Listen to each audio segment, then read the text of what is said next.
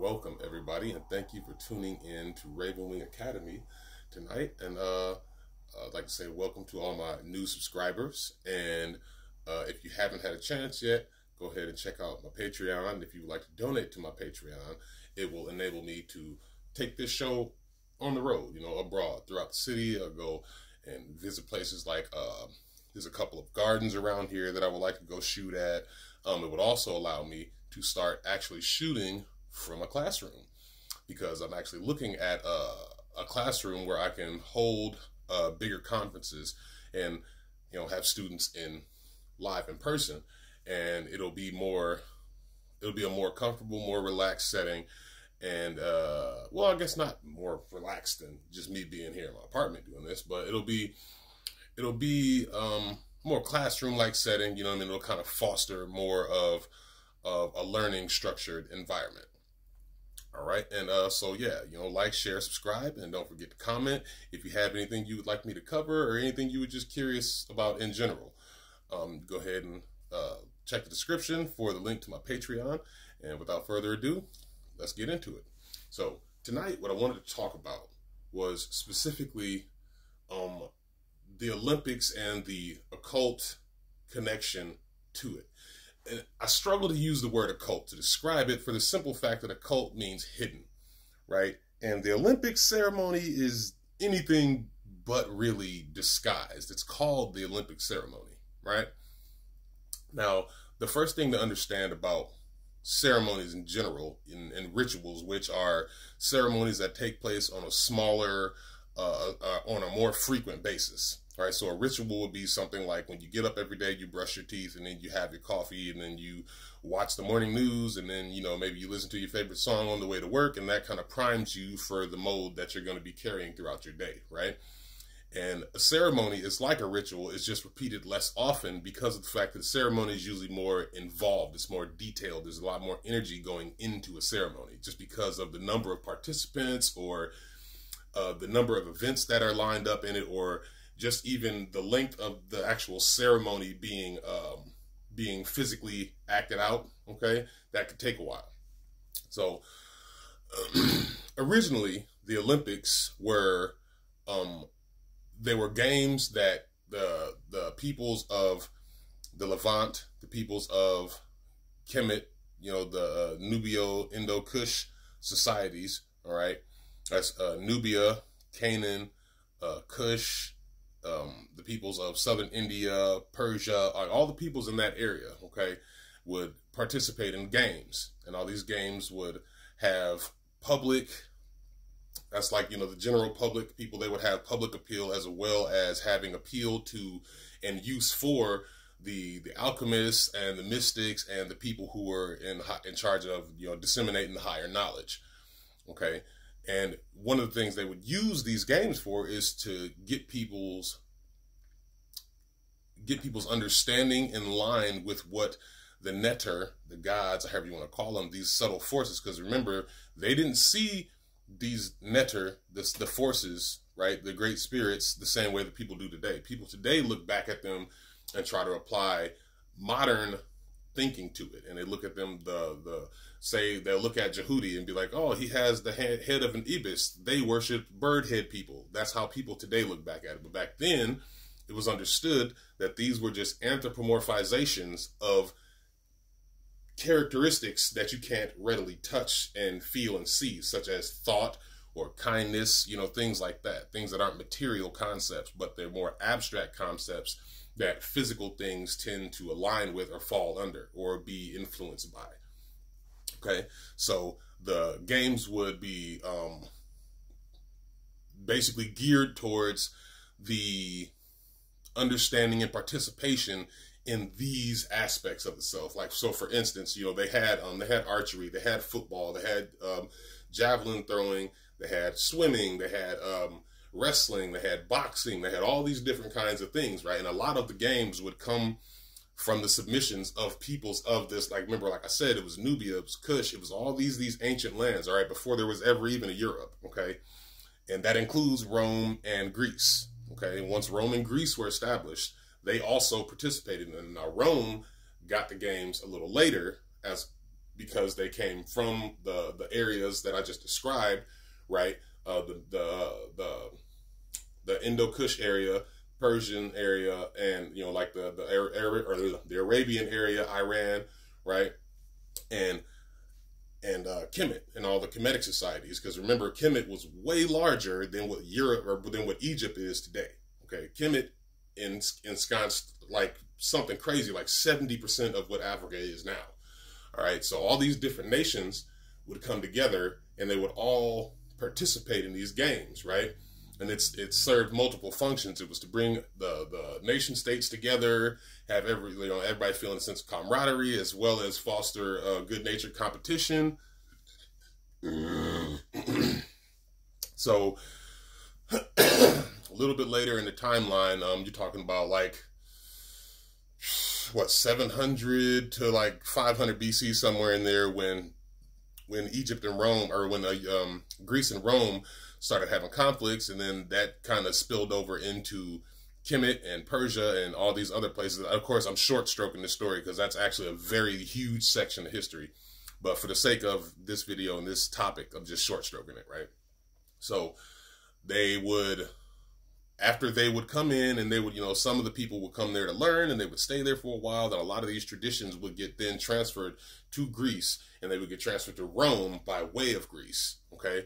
So when Greece got the Olympics, right, when they started doing it, because remember, everything that they learned from Kemet, they learned from the Arabs, they learned from India, and they'll tell you that when you read the actual accounts of Greek historians, like ancient Greek historians, people who actually are responsible for a lot of the philosophical thoughts and the pre-Christian religious or pre-Christian spiritual insights, okay, a lot of them explain exactly where it comes from. Right, and the games are no different. They come from the same area, because the games, as we know them, the Olympic Games, are put together to honor the Olympic gods. And the Olympic gods are really the Ogdoad and the Ennead from Kemet, right? So they followed a similar suit, right? So the Olympics are to honor those 12 Olympians. That's why there's 12 countries that participate. Okay, remember what I just explained to you about how the games were participated in ancient Kemet, with all the surrounding nations, everybody coming together, right? That's the same thing that the Greek nation state did, okay? Rome too. So the 12 Olympians were Zeus, Hera, Apollo, Artemis, Aphrodite, Demeter, Hephaestus, Poseidon, Hermes, Dionysus, Athena, and Ares, okay? And their corresponding events in that order would be the javelin for Zeus, performative swimming for Hera, the discus and shot put for Apollo, archery for Artemis, the gymnastics and, the floor dancing routines and stuff for Aphrodite, the grains in the fields that all of this take place on, that's Demeter, okay? She's actually older than Zeus, as would make sense, because she is the goddess of growth, right? And grains and life spring, right? So then you have Hephaestus, and his event would be the hammer throw, right? He's the god of smelting and ironwork.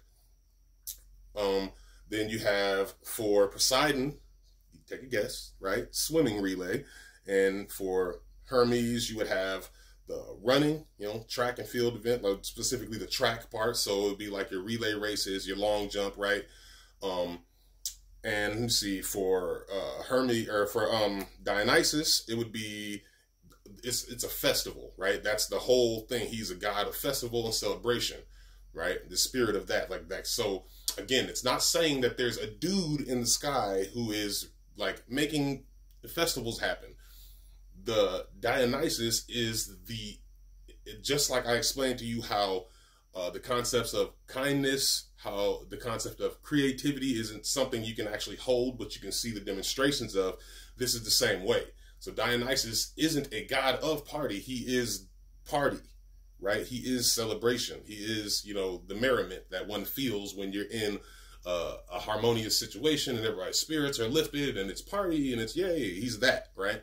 So that's that aspect of the Olympics, which kind of brings us to why Christians think that the Olympics are all of a sudden unchristian and unholy. Newsflash, they've always been non-Christian. It's literally in the name, the Olympic ceremony, right? So the thing that they're so upset about now being the Dionysian dinner that they showed at the beginning of the Olympics, I guess, because I didn't watch it this year, because why would I have? Like, it was just nonsense, breakdancing lady. But anyway, it wasn't the Last Supper. And the Last Supper in and of itself was a depiction of the Dionysian supper that the Romans took and repurposed. Okay, so there was never anything in the Olympics that indicated in any way that it had any connection to Christianity to begin with. It was always a celebration ceremony and kind of a uniting ceremony under pre-Christian deities and pre-Christian spiritual belief and understanding. Okay, then you have the combat sports for Athena and Ares, because they would be the spirits of combat. Now, why is there two of them for the one event? Because one's male, one's female, right? And if you know anything about Artemis and Athena, you know, their whole thing is that they are strictly about womanhood, right? They're not necessarily against dudes, but they do put women first, because it's the feminine aspects, it's the feminine strength spirit, right? Where Ares is usually depicted as the male aspect. He's the male warrior god, you know, the warrior that lives within the dudes, you know what I mean, and men. Okay. So the thing to understand is that these are not, again, these aren't demons, like they're not things that are out to get you. These are basically names that represent these forces that we are all run by, right? The things that are your emotions, your thoughts, your memories, your urges, right? Your desires, your passions. These things are all what the gods are, all right? That's why in ancient Kemet, the word was necher, right? And it wasn't the same as gods. It's closer related to spirit or nature, which is where we get the word nature from necher, N-T-R, right? So it's really super important to remember that when you do a ceremony, especially like the Olympics, where there's a lot of emotion, a lot of physical motion, a lot of thought, preparation, monetary support that goes into it, you know, the funding and whatnot, a lot of country participation. So you have billions of people who are putting their energy and attention and focus on these events, right? And that's supposed to be what the case is. But the whole point of it originally was to kind of ignite the fires of these aspects that these deities and these events represent, ignite that within you, right? But slowly but surely, it got kind of turned into a bread and circuses kind of thing, where when the world starts to go to shit, they just put on the circuses, give you some bread, so you shut up and don't pay attention to what's actually going on. And a lot of them losing the reverence and the seriousness with the Olympics is supposed to actually be performed, kind of shows in the way that the Olympics has just been deteriorating into a cacophony of just nonsense and scandal for the past, 10 years, for the past 2-3 Olympics, right? But it's because the actual spirit of the ceremony isn't really being paid attention to. And I mean, even from, easily been about the last 10, 12 years. So the last few Olympics. But that's the thing that is important to understand about ceremony, right? Is it's not just the doing of the thing, like performing the actions hollowly. Like, you actually have to put forth intent, emotion, and thought into these things. You have to actually focus and align all these different aspects of yourself, just like the athletes do on the field, in order to excel in their chosen event, right? You got to be in the zone. You got to be all aligned. Your breathing has to be tight. Your kinetic memory has to be tight. That's the way your body and muscles move. All of that has to be in link, right? Your brain has to be shooting them signals to your nerves in a fashion that allows you to perform what you're trying to perform at the optimal level, right? And the same way, you have to be able to see sharply. Your attention has to be razor sharp, right? In a lot of these events, especially when you're talking about things that involve your accuracy in shooting, like the air gun rifle thing they do now, the rifle range, the bow shooting, the javelin, even to some certain extent. Like, yeah, you're just throwing it, but at the same time, you don't want to throw it off to the side or hit the guy who's making the calls, the distance caller, like a lot of that stuff. Even in shot put discus, like there's a lot of things that they've outlawed because of the fact that they kind of just, they're dangerous. Like, and I've thrown shot put. I throw a 60 or 16-pound shot put a good 40 yards, you know what I mean? Or 40 feet, 40 yards. I don't know. I have to check it again. 40 yards. But that has to do with the training you put in, right? And the focus that you put into the training of your chosen event. Similarly, when you are performing a ceremony, so the people who put on the Olympics also have to focus on their part of that ceremony, right? And as of late, that kind of hasn't been getting done, right? So there has been no appeals to, say, wisdom. There have been no appeals to actual strength, endurance, artsmanship, craftsmanship, beauty, grace, balance. These are all the things that these events are supposed to be acknowledging, right, and uplifting. But because there have been steroid scandals, because there's sexism, because that one doctor dude, I forget what his name was, and I'm glad I did, because I don't even want to put him on here on YouTube, giving him no kind of, it was Larry Nassar, that dude, all right? Because he did what he did to all of those girls, in the Olympics for years. Like, these are the kinds of things that corrupt a ceremony, right? Because they mess with the intention of the individual participants of the ceremony, okay? And that throws off things, like that throws off the athlete's performance, or it can throw off their concentration, which will throw off their performance, or some of them get too hooked on just getting the medal and just the fame aspect of it, and not focusing on the actual spirit of the event that they're in, and they end up doing shit like cheating. It's basically the worst it can get. Or some of them get super doubtful and they drop out, or they hurt themselves training too hard. Like, stuff like that happens when you're not actually focused on the spirit of the event and the intent what you're supposed to be putting into a ceremony, right? When you're just doing it for vain or materialistic, superficial means. Another thing to keep in mind too is that the periodicity in which the ceremony takes place, that's to say how frequent, and the Olympics is every 4 years, that's also very important. Because a lot of times, just like just like how you have the holidays throughout the year, they occur on certain days, but those days are fluid because they're usually tied to an astronomical event or the weather or the seasons or the time of year type of thing. They're not necessarily tied to an actual date, right? So too, like the Olympics, like they start around the same time every year, end around the same time every year, but the specific time that they take place on is important because, like I just explained to you, it's an Olympic ceremony, a ceremony honoring the Olympians. All right. But again, it's not talking about a dude named Zeus sitting on top of Olympus. Olympus is just used as a metaphor for the body, the bones, right? The highest point on the self, the top of the mountain, right? The same way that the Jed is used to represent the spinal column, and the fire on top being this. The Jed column is this. The fire is that. It's the higher self, the glow, as it were, the focus, you being in the zone. And these different deities are the different aspects of yourself. Like, example, Hercules moving through the 12 labors, all right? This is essentially the same thing as the zodiac, okay? Hercules being the son of the gods, right? Moving through these trials. This is emblematic and symptomatic of you, like the you in here, moving through the different aspects of the self, which correspond with different trials and tribulations that you're going to face throughout your hero's journey here on Earth, right? So understanding that these things are corollaries to higher metaphysical, emotional, mental, and spiritual properties is kind of the key aspect to understanding how these ceremonies should have gone and how you can actually create your own ceremonies, right?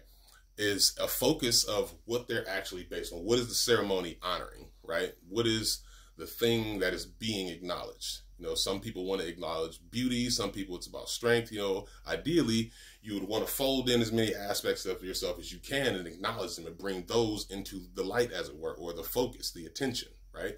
Because remember, light is synonymous with sight, seeing. That's physical sight and divine metaphysical insight, okay? The eyes and light are linked through that function of sight, okay?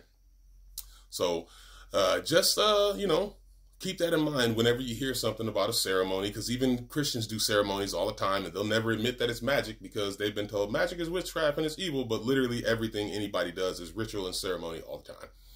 And actually, I have something else I'm going to put up here on Patreon. I'll probably shoot that here in a few minutes, but it's basically going to be going over this, which is one of the, I guess you could call it a hidden or not so known about principle of agreement by way of acceptance. And it's kind of a way that you inadvertently and sometimes advertently, you know, on purpose, get brainwashed into a certain path of belief or path of movement, right? But yeah, on Patreon, you can go ahead and check that out. There'll be agreement by way of acceptance. And I'm going to put that up here soon. So thank you for joining me here in this little conversation about the 12 Olympians and the original purpose of the Olympic Games. And I hope that didn't scare anybody off too much. It really shouldn't have. But just wanted to provide a little background on that, you know, and I hope some Christians do watch this, you know, because it's essentially who needs to hear this. I mean, I guess everybody needs to hear it, but you know, it's just something to keep in mind that not all things that are ceremonies are necessarily evil or bad or have malintent. That's actually just human ego and over emotional states that kind of poison it into that, right? They turn it into that. But yeah, that's all I got for you guys right now. And like I said, if you are a Patreon member or you would like to donate to my Patreon and become a member, on the white feather level, the white feather tier is more or less the same stuff you'll get here, with a little more in depth. But the black feather tier, that is when I go into the components that make up ceremonies, rituals, certain spells and prayers and things like that. I'll be outlining them so that it'll be a lot easier for you to maybe follow them or use them at home, or, you know, safely be able to construct your own prayers, thoughts, mantras, incantations, what have you. But thank you for joining me tonight on Raven Wing Academy, and I hope to see you guys over on Patreon, and I hope to see you next time. Don't forget, like, share, comment, and subscribe.